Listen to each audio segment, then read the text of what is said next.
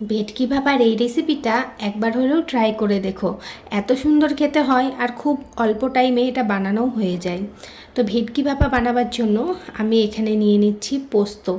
2 table চামচ এখানে আমি পোস্তর ইউজ করছি, আর 2 টেবিল চামচ এখানে সর্ষের ইউজ করছি। সাদা সর্ষেটা 2 টেবিল চামচ আমি ইউজ করছি, কালো সর্ষে হলে কিন্তু কম করতে হবে, 1 টেবিল চামচ করলেই হবে। তো পরে আমার পোস্তর পরিমাণটা কম লাগাতে আরও 1 টেবিল চামচ আমি পোস্ত এখানে অ্যাড করেছিলাম। টোটাল 3 টেবিল চামচ পোস্ত অ্যাড করেছি। তো এই সমস্ত কিছুকে একবার গুঁড়ো করে নিয়েছি জল ছাড়া।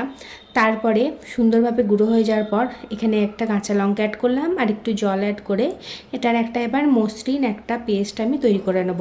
তো ঝাল তোমরা যে যেরকম খাও সেই অনুযায়ী লঙ্কাটা অ্যাড করো। আমরা যেহেতু কম ঝাল খাই সেই জন্য একটাই কাঁচা লঙ্কা আমি এখানে ইউজ করেছি। তো এবার একটা টিফিন কৌটো নিয়ে নিয়েছি, আর যে পেস্টটা করেছি সেটা সমস্তটা ভালো করে চেঁচে বুঝে টিফিন কৌটোটার মধ্যে ঢেলে নিতে হবে। কোনো দিন হাতে যদি খুব কম টাইম থাকে আর ভালো যদি কিছু খেতে ইচ্ছা করে তাহলে অবশ্যই এই রেসিপিটা একবার ট্রাই করে তোমরা দেখতে পারো। কম সময়ে এত সুস্বাদু একটা রেসিপি, সত্যি বলছি খুবই ভালো হয়েছিল খেতে। তো এরপরে আবার 1 টেবিল চামচ আমি এখানে দই অ্যাড করে দিয়েছি। তারপরে দিলাম হলুদ গুঁড়ো, স্বাদ অনুযায়ী দিয়ে দিলাম নুন, আর দিয়ে দিলাম অল্প একটু চিনি টেস্টটাকে ব্যালেন্স করার জন্য, আর দিয়ে দিলাম সর্ষের তেল। এবার সমস্ত কিছুকে খুব ভালোভাবে এখানে মিশিয়ে নিচ্ছি। অল্প অল্প করে একটু করে জল আমি এখানে অ্যাড করব আর এটাকে মেশাতে থাকবো। প্রথমে 1 টেবিল চামচ জল দিলাম, তারপরে 2 টেবিল চামচ, তারপরে আরও 1 টেবিল চামচ এখানে আমি জল অ্যাড করেছি। তো তো কত গ্রেভিটা কতটা আর কি গাঢ় রাখবে সেই অনুযায়ী জলটা কিন্তু এখানে ইউজ করতে হবে। এখানে এবার নিয়ে নিচ্ছি একটা রসুনের কোয়া। এবার রসুনটাকে হামাল দিস্তায় একটুখানি থেতো করে নিচ্ছি, আর তারপরে রসুনটাও ওই যে গ্রেভিটা আমরা বানিয়েছি সর্ষের সেটার মধ্যে অ্যাড করে দেবো আর খুব ভালো করে এটাও মিশিয়ে নেব। এই রেসিপিটা শুধুমাত্র যে ভেটকি মাছ দিয়েই করতে হবে তার কিন্তু কোনো মানে নেই। তোমরা যে কোনো মাছের এখানে ইউজ করতে পারো, রুই কাতলা বলো, ভেটকি তো আমি ইউজ করছি, এছাড়াও বাসা মাছ সেটাতেও খুব ভালো লাগবে।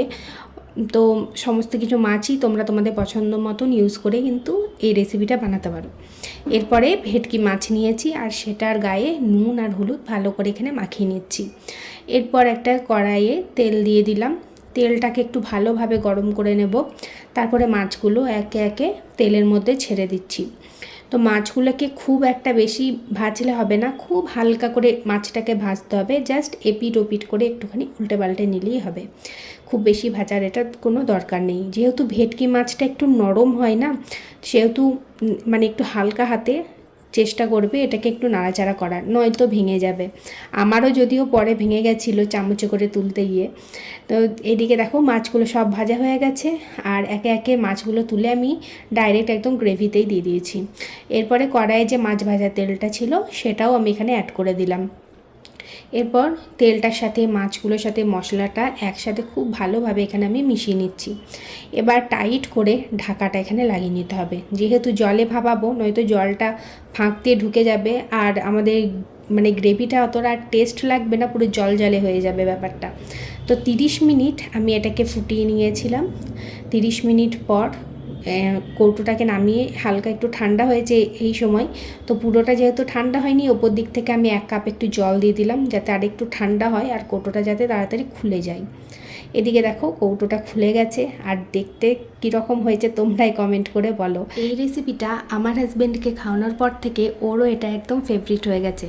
তো যখনই এবার ঘরে ভেটকি মাছ আসে এই রেসিপিটা একদিন তো হয়ই আমাদের। তো তোমরাও অবশ্যই ট্রাই করে জানিও তোমাদের কেমন লেগেছে। আর ভিডিও ভালো লাগলে লাইক কমেন্ট শেয়ার করতে ভুলো না। আবার দেখা হবে অন্য কোনো দিন অন্য কোনো এক নতুন ভিডিওতে। ততক্ষণের জন্য টাটা সবাইকে।